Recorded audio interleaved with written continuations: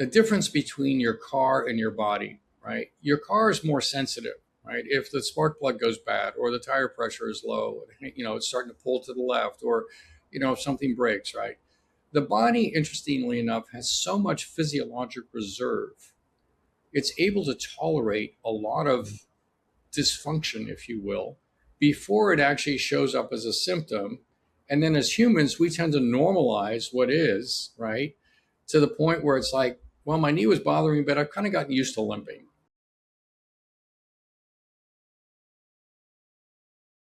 Welcome back to another episode of the Peak Performance Life podcast. Today, I am very excited to have on the line with us one of the foremost experts in anti-aging and longevity. His name is Dr. Jeffrey Gladden, and he's the visionary founder of the Gladden Longevity and Advanced Performance Center. And I know this is a really hot topic that a lot of people are really interested in. As we get older, how do we stay young? Can we feel younger at age 60 than we did at age 50 or 40 even? And that is what Dr. Jeffrey Gladden is an absolute expert in and has helped so many people in. So it's such a pleasure to have you, and so much looking forward to this conversation here today. Oh, it's a lore. Thank you. It's a pleasure to be here with you. Appreciate the work you're doing. Absolutely. Yeah. So why don't we start with a little background of how did you get into the work that you're doing today? Yeah, so, my background is interventional cardiology, right? So that's the kind of cardiologist that is going in and stopping heart attacks and putting in stents and things like that, and pacemakers and whatever else, as well as doing the diagnostic work. I ended up doing that for 25 years in Dallas and surrounding areas. And I, also became somewhat entrepreneurial in that field. I basically started cath labs and owned cath labs and started a heart hospital, co-founded a heart hospital with another cardiologist, which has become, nationally recognized and very prominent. Also got involved with medical device companies. I still sit on the board of one.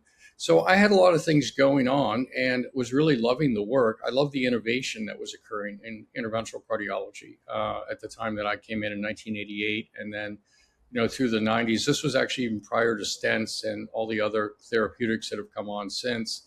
But what happened to me is that in my 50s, I kind of hit a brick wall. I've always been athletic. I played sports in high school, basketball, soccer, and then in college I played soccer on the freshman team. And then I couldn't continue really because of my chemistry labs, right? They competed with practices, and so they wouldn't let me do that in my sophomore year. But anyway, I played some intramural basketball, and then I've always been athletic. So in my 50s, I basically, well, I'll tell you this also, in my 40s, I had done something that many people do, which is leverage my health for the sake of building my practice. And I decided, I was putting on weight at that point in time, and I thought, oh gosh, I'm gonna go for a run, right? And when I was in soccer camp, right, I mean, we could run all day. I ran 2 blocks, and I had to stop. And I'm like, oh my gosh, this has gotten so out of control. And so what I did at that point in my 40s was I basically started taking every opportunity to perform physical activity. I started riding my bike to the hospital, which was only about 1.5 miles away. I'd climb the stairs every chance I had. I would go for bike rides on the weekend. I started running again. And, within about 3 months, I was running 3 miles, and I lost 10 or 12 pounds. And I started to eat better as well as I knew back at that point in time. And I started to feel really good again, right? And that worked well for about a decade. And then in my early 50s, I started putting on weight again. And I was also noticing that I was exhausted all the time. So even if I got a couple of good nights sleep, 3 nights in a row, I would still wake up really, really tired. And I also noticed that when I was in stressful situations, that it could lead to anxiety. And if I had anxiety, it could lead to depression. And not the kind of depression that like, oh, I'll go for a run and I'll feel better, but the kind of depression like, I actually want out of here, right? And I had experienced deep depression in the past, going through a divorce and some things like that. And so I knew depression, and it was very concerning to me. And on top of that, my father ended up dying with dementia. And my mother had macular degeneration, ultimately died from that. And so I'm very concerned, right? And I'm also developing brain fog at this point in time, right? In addition to the other symptoms. So I go into my, one of my local colleagues, and I tell them about all this, and they run their tests, right? And they come back and they say, well, you're just getting older. All your labs look normal for your age. Why don't you take an antidepressant? And if you're listening to this, I have to tell you that for me, that was one of the most existential moments in my life. It's like, oh my gosh, really? It's all downhill from here. I'm like 52, 53 at that point. It's really all downhill from here, right? And I had grown up, I was very close to my mother's parents. I knew my dad's as well, but super close with them. And my maternal grandmother had always told me, Jeff, it's hell to get old. You don't ever want to get old, right? So my mother picked up that mantra also. So now this is echoing in my brain, and I'm sitting there, it's hell to get old, and I'm getting old. It's like, oh my gosh, what's happening? So I rejected the idea of taking the antidepressant. And, Jeffrey Life was on in magazines at that point in time, talking about the Cenogenics program and things like that, which was one of the early kind of pushes into the, let's call it health optimization space. So basically I went out and I got involved with them, and I started attending conferences. Actually, I started attending conferences and reading prior to joining them. I probably joined them maybe a couple years later, but I basically in 2.5 years, and it took me 2.5 years then, we could do it in 10 minutes now, quite honestly, but it took me 2.5 years, and I figured out everything that was wrong. And I had subclinical hypothyroidism, meaning that all my blood work was normal. It was only when we tested my reflexes, which were very slow, that we realized I wasn't getting enough thyroid hormone activity in the cells, right? And thyroid is the master hormone, right? It's like the thermostat in the body. It regulates everything, right? If that's slow, then everything is slow. On top of that, I was getting hormonally depleted, right? Testosterone, DHEA, very common now. Back then, a little more on the cutting edge of things. And then the other thing I figured out was that genetically, I don't convert inactive thyroid to active thyroid in my brain efficiently. I have a homozygous mutation at the DIO2 gene that gives me a significant decrease in my ability to do that. Then on top of that, genetically, I also don't make certain neurotransmitters efficiently. I don't make serotonin, I don't make dopamine, and the receptors don't work as well as they should. And so that was the reason that I would go into fits of depression. So once I basically had deconstructed what the problems were, then I came up with very specialized solutions for me. I got on a combination of T3 and T4, active thyroid and inactive thyroid. I got on the right amount of testosterone and DHEA. I got on the right supplements to help me make those neurotransmitters efficiently. And if I started to feel depressed, I knew exactly what to take to boost my ability to make serotonin and dopamine, right? And so all of a sudden, I had lost 20 pounds of fat, put on 10 pounds of muscle. I was bouncing out of bed again. I felt great. I was running, 3 to 5 miles, mountain biking, back doing everything I wanted to do. Instead of worrying about whether I was going to be able to keep up with my kids, I was back to, they're not going to be able to keep up with me, which is really where I always want to be, right? So I realized at that point, oh my gosh, I've been practicing sick care, right? That's not healthcare. You only came to see me if you were sick or had a problem. But I thought, I can't do it anymore. I can't focus on that. There have to be other people out there struggling with the same thing that I went through or variations of it. And I basically base jumped out of cardiology, right? I had 10 offices, 12 doctors. We flew around in a little plane. We had the heart hospital. We had cath labs. We had all kinds of stuff going on. And I base jumped out of that into health optimization initially. That's grown into what's become Gladden Longevity, which is, really an absolute all in. And we can talk more about that. But that's kind of how I made the transition from where I started to where I am. Yeah. Amazing. What an amazing story. And I'm sure so many people listening can relate to getting older and feeling, what can I do here? Is there something wrong with me? How can I change my situation? There's also been so much noise and different opinions about hormone replacement therapies and things like that. So there's a lot of different angles we can kind of go down and a lot of things I want to ask you about here. But I guess I'll start with, people might be wondering, how did you figure out you had low dopamine and serotonin? How did you figure out you had this thyroid thing? Because probably your traditional doctor, if you go for your once a year checkup and blood work, they're probably not testing so deeply into each of these things, right? 1,000% correct. That's 1,000% correct. You know, as physicians, we're trained to take care of symptoms, right? You come through medical school. And unfortunately, we're also brainwashed. We're brainwashed to believe that we have been trained at, high powered institutions, that we're smart, bright people, that we have all the answers. And if we don't have the answer, then anything else is kind of hogwash, right? So if you go to see your doctor, unless they are an open-minded, curious individual, you have to understand that they've been shot out of a cannon with that mindset, right? And so when they do their blood work, they think that's the only thing to be done. But what I learned in my own process was that there are literally thousands of answers out there and thousands of diagnostic tests that are so much better at actually deconstructing a situation to allow you to understand what's happening. So for me, as I mentioned, it was reflex testing that showed I had slow reflexes. Now we actually test it with resting metabolic rates, which we do for everyone.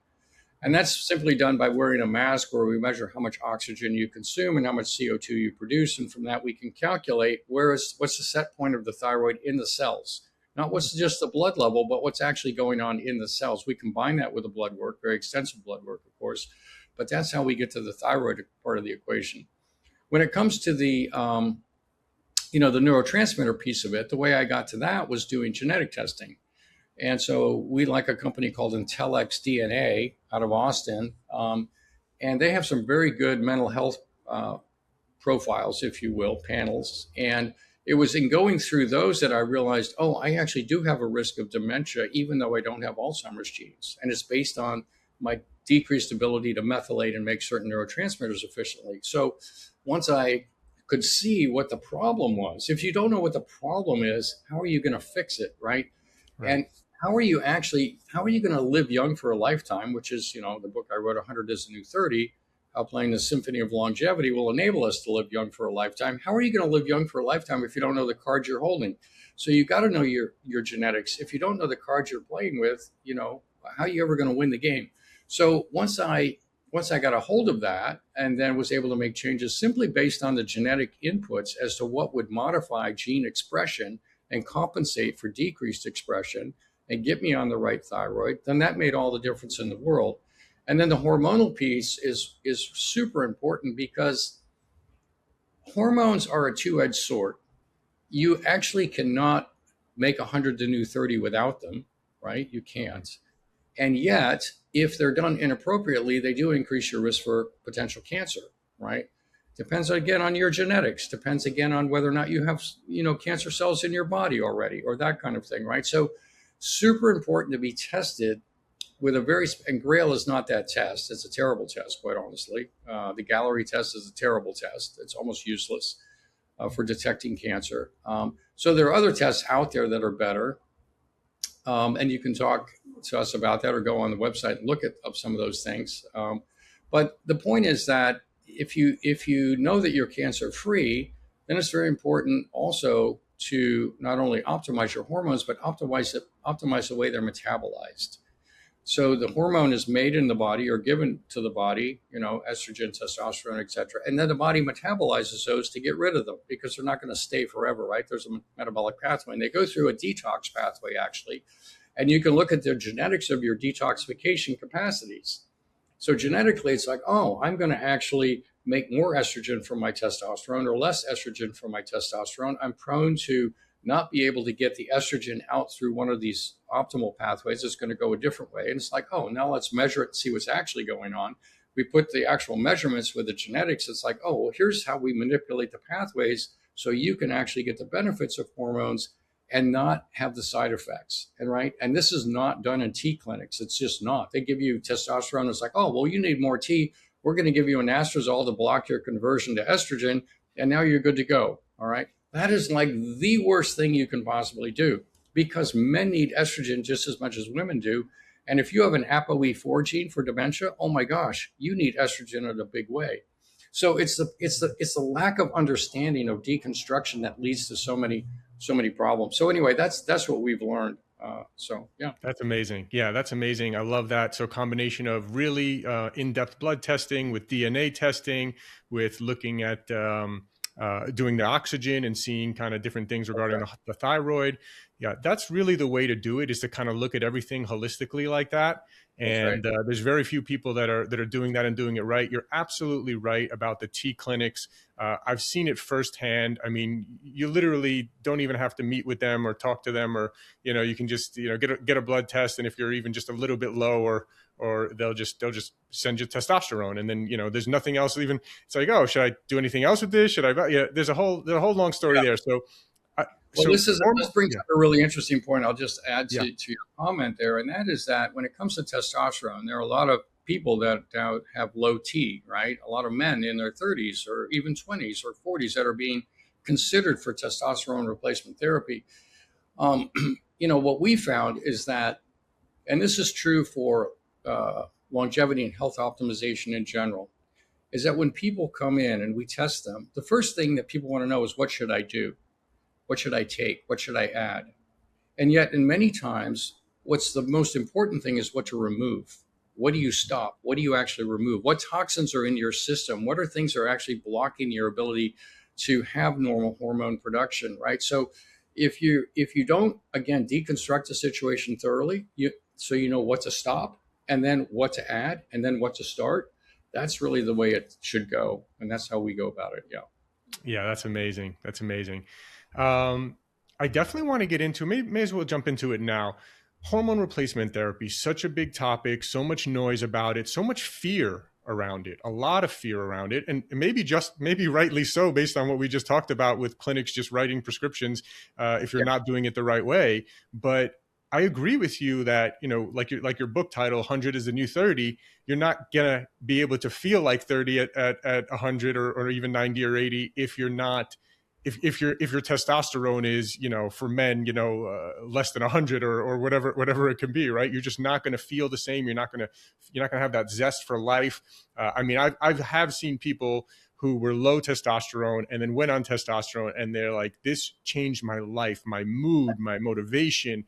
I'm more successful. I have better relationships. I mean, everything Yep. can change. So yeah, would love to hear a little bit more for people listening now. Maybe I don't know. I don't want to get on these hormones. Or here's what I always hear is, well, I don't want to do it now. Maybe later when I have to, or something like that. But meanwhile, their levels are low. They're suffering. They're having maybe other health issues. What would you say to people that are thinking like that? Yeah, I think this is a really interesting point. It kind of dovetails in with several different things. Let me start by saying that in the process that I went through, um, one of the realizations I had was that in life, we really only get the answers to the questions that we're asking, right? And so it's really, really important to be asking the right questions.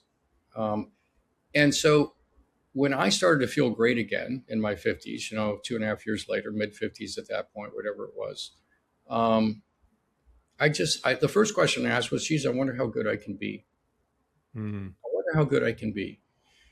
How fit, how strong, how mentally sharp, and for how many years and decades can I carry that forward? How good can I be? And if you're listening to this, you should ask yourself, how good can I be? Right.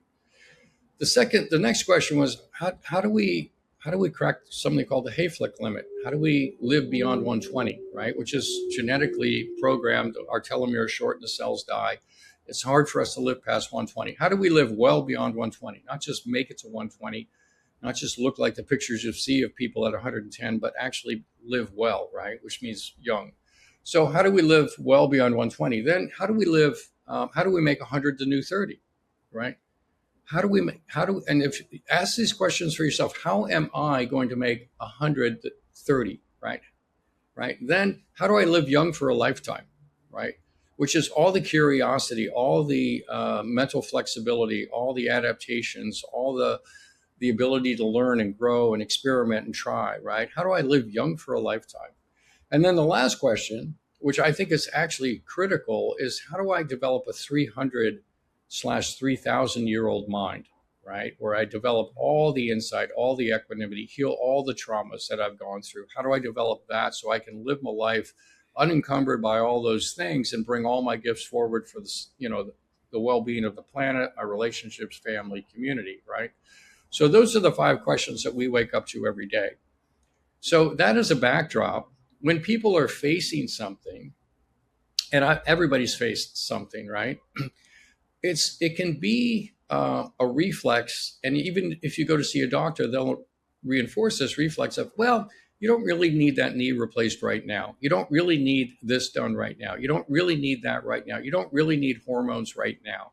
You don't really need thyroid right now, right? Let's wait and see. And when it gets to a point, then we'll do the following. Mm-hmm. In my experience, what I've discovered is that when you have a problem or an issue, if you're asking those bigger questions, how good can I be? How do I make 100 to new 30, et cetera, what you want to do is you want to intervene as soon as possible, because biology has a way of compounding itself in a negative direction the longer you let an issue linger, right?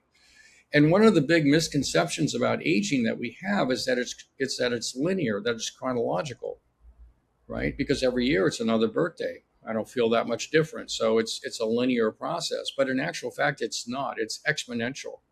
We age so much more between 70 and 80, 80 and 90 than between 20 and 30 and 30 and 40.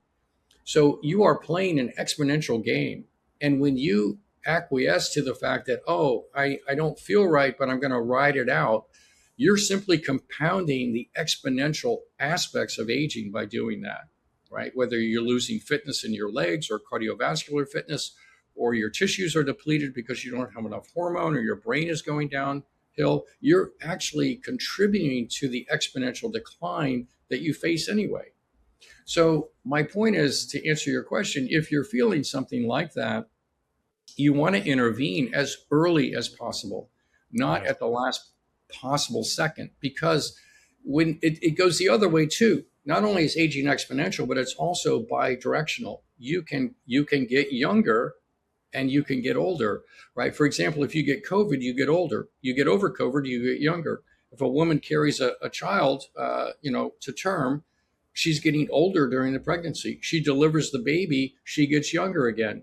So aging is bidirectional, and it's asymmetric in the sense that you age a lot faster with COVID or a pregnancy, but you can undo it. So it's ultimately exponential, but it has a lot of movement inside of it, right? And we tend to think, well, it's just chronological, so it's linear, but it's not. And so if you understand that, then you understand, oh, I'm playing a game, I'm playing for keeps here, and I don't want to accelerate the exponential aspect of what's happening. So let me intervene early. Let me understand deeply and deconstruct the situation so I actually know what to do. So I'm not actually making something worse by doing the wrong thing. That's why the deep understanding, the deep testing up front to really understand what's going on is absolutely critical. Yeah. Yeah, this is great stuff. I've never heard it described like that. I really like that. And one thing I want to point out, because I'm also obsessed with positive psychology and belief systems and the way people think. And what you said was really important in the questions that you're asking compared to what are most people doing when they get into their 40s, 50s, 60s? They start complaining to their friends. Oh, I'm getting old. I can't do this. I get that. Well, what are you going to do? We're all going to die. We're all going to get old. And That's right. This negative talk is really detrimental to your health because you're, just perpetuating this belief system. So I absolutely love how you're kind of reframing this, asking the right questions, and it's 100% possible. I know many people who feel better in their 50s and 60s than they did in their 30s and 40s. This is actually a pretty common occurrence. So absolutely love this. On the topic of on the topic of hormone replacement therapy, there's a lot of fear around it still, right? I think only recently with regards to even women, which by the way, I know a woman recently who started going on testosterone, obviously at much smaller doses than men, completely changed her life and the way she feels as well. So this is not just a conversation for men as well. This is just as much for women. But there's a lot of fear around it, right? Women have this fear of getting, is testosterone replacement or hormone replacement therapy going to cause cancer? I think only recently did they finally come out and say that's not the case with women, which was some perpetuating belief for a long time. For men, I think it's been proven that everyone always says, oh, I don't want to do that because I don't want to get prostate cancer or something like that. I think that's been proven wrong. talk a little bit more about these fears and what the reality is and what you've seen. Well, yeah, I think it's great, right? The Women's Health Initiative really got everybody revved up about hormone replacement therapy being associated with cancer. When in actual fact, they were using the wrong kind of progesterone. It was not bioidentical progesterone. When you have synthetic progestin, it increases your risk of breast cancer. It increases your risk of endometrial cancer, right? And that's what they were using. When you get on bioidentical hormone replacement therapy, when you're on progesterone, it actually protects you from breast cancer, protects you from endometrial cancer. That's been shown over and over again, right? So my point is that we look at population studies and then we try to apply it to ourselves. The world has moved beyond that. The world that I live in has moved so far beyond that. The population studies are like, oh, okay, well, that's interesting. Let's take that into account. Let's make sure that's not the case for the individual. But we've moved in really to an N of one, right? In other words, each person is their own system. In medicine, the way we were trained was that the double-blind placebo-controlled trial is the gold standard for what is truth, right? This is truth in medicine, right? What we've learned is that approach is total bullshit. And I'll use that term. Yeah. It's total bullshit. And let me tell you why. Because first, there's a big selection bias to see who gets into the trial. So they exclude a lot of people that they don't think are going to respond in a positive way. Then they perform the trial. Then they do high-level statistical analysis, slicing and dicing all of the different subpopulations to try to find some group that responded to some element of what was done. Then they say, oh, we improved this by some percentage. When it went from, we improved it by 100%, when actually the incidence dropped from 2% to 1%. That's 100% improvement. No, right. So really it's a 1% improvement. We improved it by 100%. And now because of that, we're going to generalize this across the population. You see the fallacy in that? Yeah. It's so fallaciously done, and it's fueled by, lots of dollars in pharma and people trying to maintain their tenure and, all the other stuff. But the point is that we've so far moved beyond that. What you really want is you want to know what's appropriate for me, right? If you're listening to this, you don't care about the study. What you care about is what's right for me. If you're going to figure that out, then you have to do the N of one studies. You have to, okay, well, what is my genetic risk for cancer? Do I have any signs of cancer in my body? What are my hormone levels? What are the metabolites of those hormones, right? You have to ask all the right questions. And if you're asking the questions of where do I stand and how would I benefit? What's my bone density? What's my muscle mass? What's my strength? What's my VO2 max? What's my brain function? What are all the things that are likely to benefit, right? Am I already showing signs of estrogen deficiency or testosterone deficiency, right? It's like, oh, okay, vaginal dryness, lack of erectile or libido, very common, all these different things, right? If you actually put that together and now we have a complete story of the individual, it's like, oh, okay, now we understand the risks for that person, we understand the benefits for that person, and now we can thread the needle of how do you get your hormones where you need them to be. Maybe it's just taking some supplements to help boost them. Maybe it's doing something to modulate them. Maybe it is actual hormone replacement. But if you're going to get that, let's do it safely, measure the metabolites and make sure they're being properly handled, because we can manipulate those pathways also with certain supplements, right? So now it's like, yes, I'm an N of one, but I'm getting what I need. And I have the confidence that I'm getting what I need. I think the fear comes from a lack of confidence that this is actually going to be helpful, that I actually know what I'm getting, that I know I'm going to be avoiding the side effects, so to speak, the negative sides, but I'm going to get the upside. What I'm trying to say is that when you go in and you do the testing, this is how you actually provide yourself with confidence. It's not by looking at a study. It's not by talking to your girlfriend. It's not by talking to your neighbor.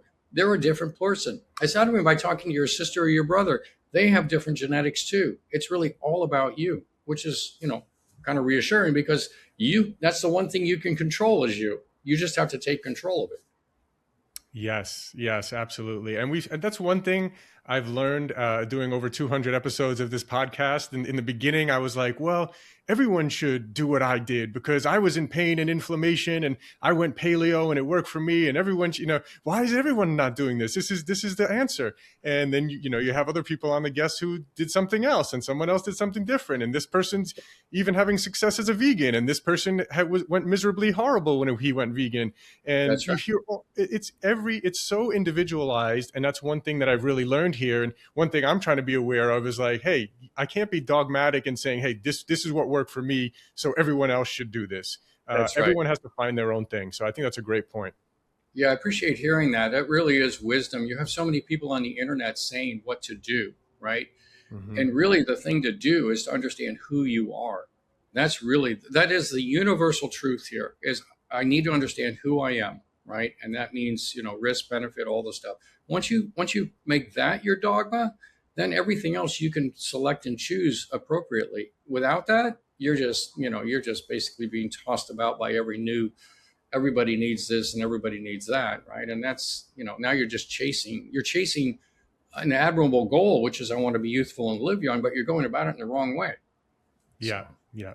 And just to close the loop on hormone stuff, and then we can maybe get into a couple other things as well. But again, for people who have that fear of hormone replacement therapy causing cancer or things like that, and versus all the benefits that they could potentially have, like, and are there people that should be waiting? Or I guess, I mean, look, I guess it's individualized and we need to test and all that as well. So it's really kind of hard to give a blanket answer there. But I guess more addressing the fears, because that's the common thing I hear over and over. People are suffering, but they have the fear of, oh, hormones. I don't know. I don't want to really mess with my hormones. It's not natural, or it could cause cancer. yeah. What would you say? Well, what we know is natural is that your hormones are going to be depleted over time. Men go through andropause and women go through menopause.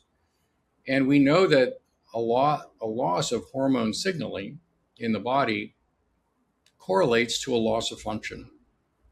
So we know that that's a natural history. We don't need to do a study about that. We've been doing that study for the last, however, 250,000 years or whatever it is, right? So, yeah, we don't need more information about that. So you don't need more information to know that you're going to decline without hormones, right?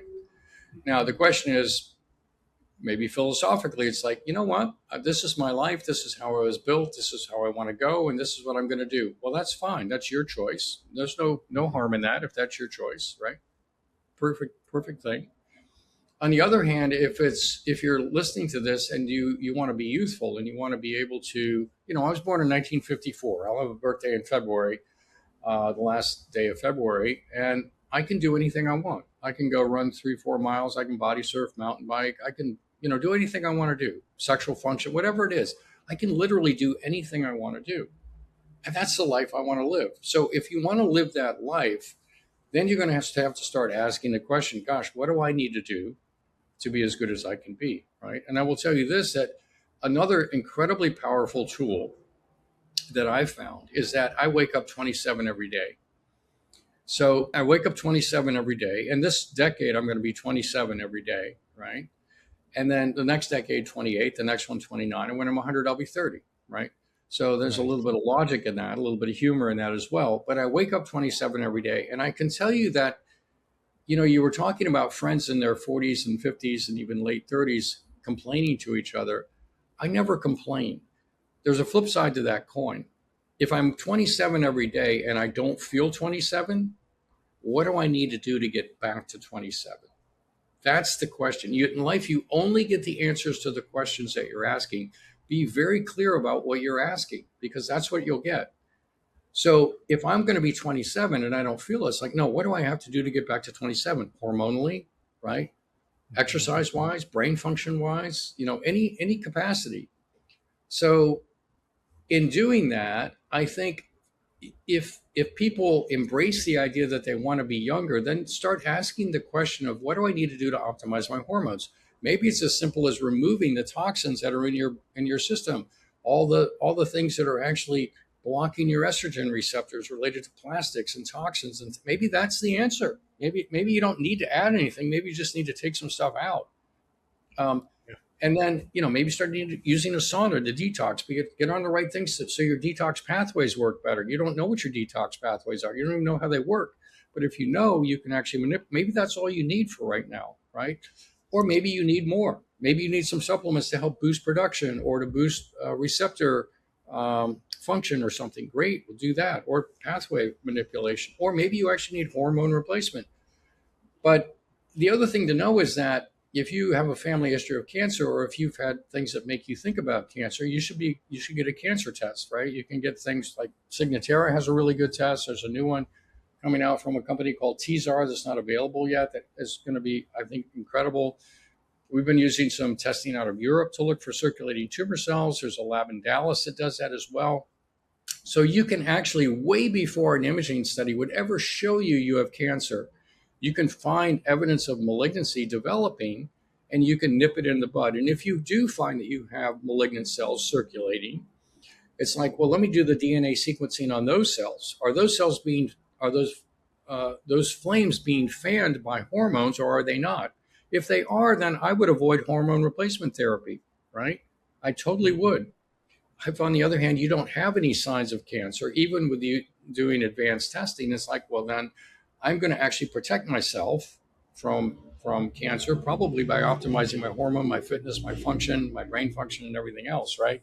And we also are constantly screening for cancer to make sure that if something were to develop, we could nip it in the bud, right? So that's kind of That's how we think amazing. about it, right? So Yeah, yeah, yeah, that's amazing. And what was the name of that? The one that you recommend for the cancer blood testing? I actually want to get one of those myself.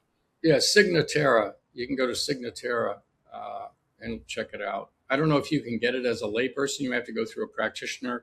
A lot of these cancer tests, you have to have a doctor order it so the doctor can actually interpret it to you, and that kind of thing. So yeah. Right, right. Yeah. And that's the proper way to do it. Yeah. A lot of these, even like if you try to get a DNA test on your own and you get the results to the DNA test, you're not going to know what the heck it's talking about unless you have someone That's the interpret it. problem.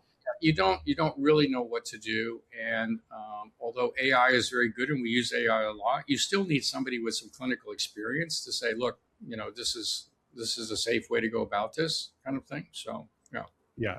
Yeah. yeah. Very good stuff.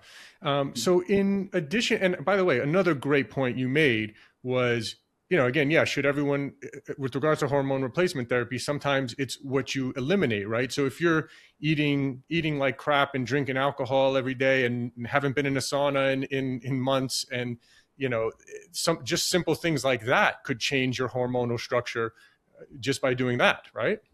1,000%. That's right. Getting adequate sleep, all the things that everybody talks about, right? Exercise, movement, sleep, meditation for that matter, right? Decreasing stress. What we find, this 300-year-old mind concept that's not a joke for us. That's a big, big deal. And what is really important and has a massive impact on your aging rate is how in equilibrium and calm your nervous system is. Right? If people are stressed all the time, they're accelerating the aging process, the oxidative stress, the inflammation. So training your nervous system, getting the vagus nerve, the power in the vagus nerve very high, so you can actually control your nervous system, be at peace, be at calm. This is a psychospiritual space, right? And there are many tools available here. We like one called Brain Tap. It's basically a headset that does binaural beats and photobiomodulation, and you can dial yourself into a very deep meditative state, a theta state. You can go to a lighter meditative state, like an alpha state. You can go into a gamma state, which is a flow state, and you put yourself in delta, which is the slowest waveform in the brain to actually help you sleep better. So there are tools like that, right? And then, there's all kinds of counseling and things like that. Psychedelic assisted therapies can be super helpful for people dealing with trauma, PTSD, addiction, things like that. So there's nothing off the table for us. We're married to the questions, not the answers, right? We have thousands of answers. We're only married to the questions. We're always looking for the next thing. And yet we found many things that are working, amazingly well. So that's all good. Yeah. So good. So good. What else in terms of I want to feel like 30 when I'm 100? What else in addition to, we talked about hormones in depth, we talked about maybe eliminating toxins. Obviously people know, eat a little healthier. Is there anything else like, getting sunlight or, anything else that you kind of think is a big thing? Yeah, I think one of the big things is energy production in the cell, right? um, so being able to activate mitochondrial function is a big deal.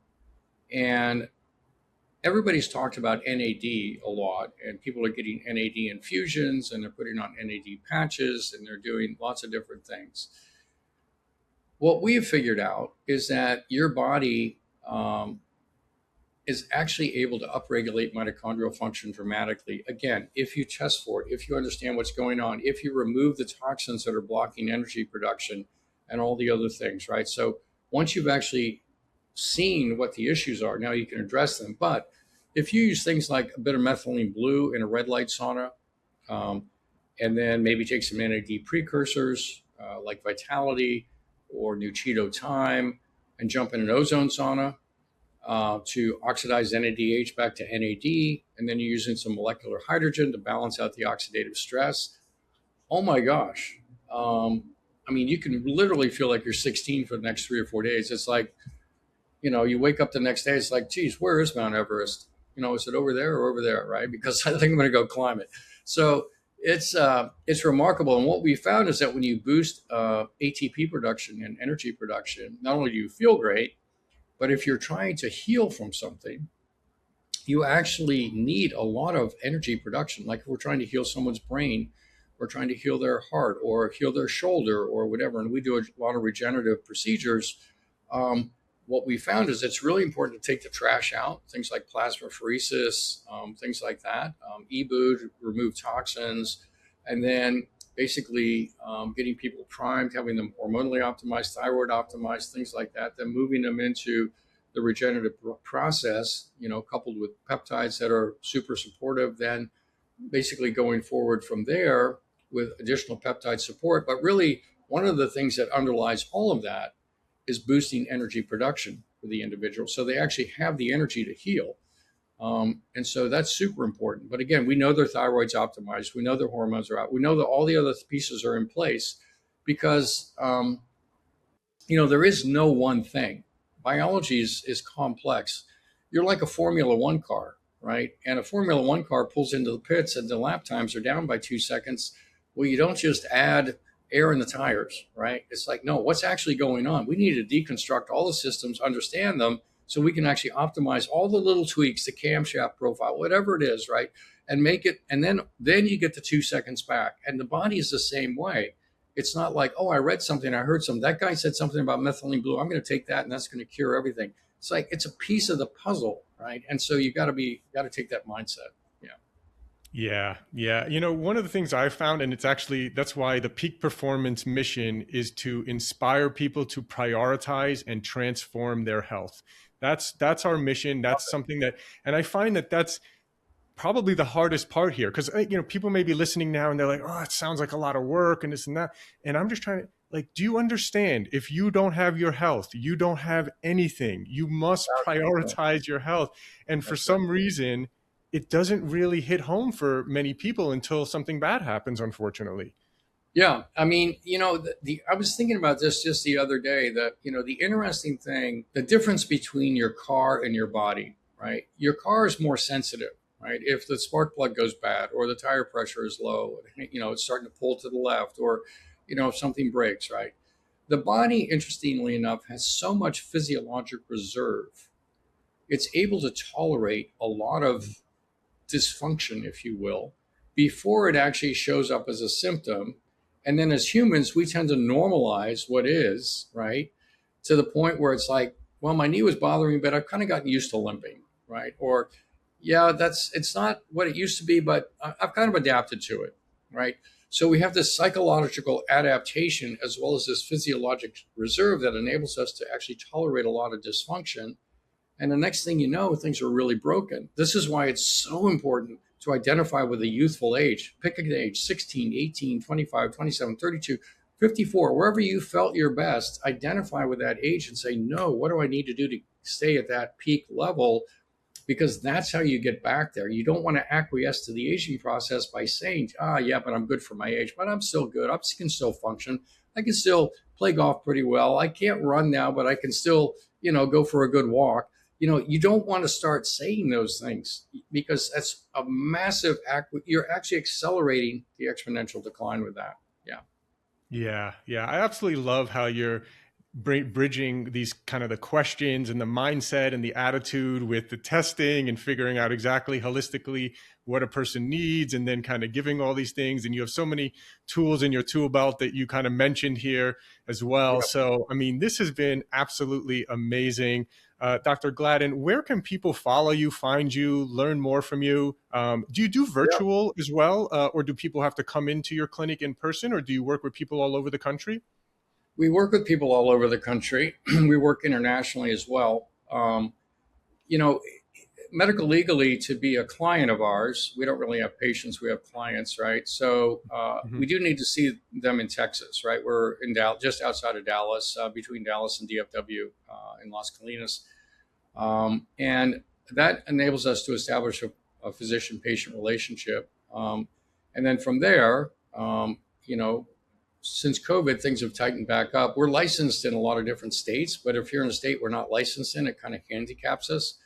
But we're licensed in almost all of them except New York, California at the moment, and maybe Alaska, maybe Hawaii, something like that, maybe Maine. But most of the other ones we are licensed in. So then we can do telemedicine with people. And when people come in to work with us, it's usually for 2 or 3 days to get all the testing done. It's one of the best investments you can make, right? It does Yes. cost some thousands of dollars to get all this done, but now you actually have it in hand. Now you actually know what you're dealing with, as opposed to guessing, right? So that's one way to work with us. You can go to the website, gladdenlongevity.com. There's a new website coming out probably in March, but you can go to the one that's there now. Um, we're putting on webinars. We have one that's coming up on Tuesday. This Tuesday, I don't know when this will be released. That's probably going to be historical at that point this comes out. But we're doing that. The book is out. 100 is the new 30. It's a really great book. I get lots of great rave reviews on it. It's also on Audible if you like Audible books. I read the entire thing. It Nice. was published prior to AI, about a little over 2.5 years, not quite 2.5 years ago, but it's a great framework to think about all this. And then we have a podcast also, the Gladden Longevity podcast. I think we're about close to maybe 315 or 20 episodes now. So been doing it for a minute and a half. And there's some great information there. And then I did a whole thing on Doctor Talks on exponential longevity, where I interviewed about 33 other experts in the field. And there's some really wonderful talks in there that are really great. And some of those have been repeated on my podcast as well in a more long form format. So yeah, those are ways that people can get a hold. Yeah, and the That's social amazing. media, all the social media stuff. I'm not on there, but my people, have me out there apparently. What's So, your social media handle? uh, well, it's all about Gladden Longevity. Anything that if you just put in Uh-huh. Gladden Longevity, it'll pop up. So yeah, Amazing. Amazing. This is so great. I really love the work that you're doing. Can tell that you're extremely knowledgeable and really working holistically with the individual. And again, I cannot stress this enough to everyone listening. There is nothing more important than your health. There is no better investment you can make. Go to someone like Dr. Gladden, figure out exactly what's going on in your body and how to get yourself feeling young again. Dr. Gladden, thank you so much for joining us, and I hope we can do this again sometime. yeah, I loved it, Tyler. Thank you so much. I really appreciate the opportunity. Absolutely. Thank you. Thank you for listening. If you enjoyed this episode, it would really mean a lot to me if you would forward this episode along to any friends, family members, anyone that you think that would get value out of it and learn something important. The mission at Peak Performance is to help people prioritize and transform their health. And so if you think someone will get value, please, please, please do forward this episode along to them. Also, if you could please rate and review and subscribe on whatever podcast player you are listening to this on, we would greatly appreciate that as well. It means a lot. And I want to tell you about a couple of new products that we just released. You can get 20% off your first order at buypeakperformance.com. That's BUY peakperformance.com. We just released a brand new grass-fed beef protein isolate. This is my favorite new protein powder because it's great for muscle building and recovering and all that kind of stuff, but it doesn't give the stomach discomfort and gas that a lot of people get from different types of proteins like whey protein, some types of plant proteins can do the same as well. It seems to be really, really easy on the stomach while still giving all the great benefits of muscle building and everything else that you want from taking in adequate protein. So check out our new beef protein isolate. We have it in unflavored, which I actually mix and blend with my morning coffee every morning. We have a vanilla and we have a chocolate. You can buy it on Amazon, but again, you also do get 20% off your first order at buypeakperformance.com, B-U-Y, peakperformance.com. We've also recently released organic mushroom coffee. We have these in Keurig compatible K-cup coffee pods. We have organic mushroom coffee with lion's mane, reishi, cordyceps, turkey tail, and chaga mushrooms blended with the high altitude organic coffee that we've been using and that we've been famous for years. So that's been a big hit, that one as well. You can get on our website or Amazon, any of our products. And of course, we're always famous for our organic green superfood powder that has almost 5,000 reviews on Amazon with a very high star rating. We're known as the best tasting USDA certified organic green superfood powder with over 25 plus organic ingredients. Again, we also have the organic red superfood powder. We still, of course, have the organic plant protein for those who do prefer the plant protein, but I'm really excited about this new beef protein isolate and all of our other products. We do have over 100 products, so just check us out if you type in Peak Performance Supplements on Amazon or if you go to buypeakperformance.com. Thank you so much, and we'll talk to you again soon.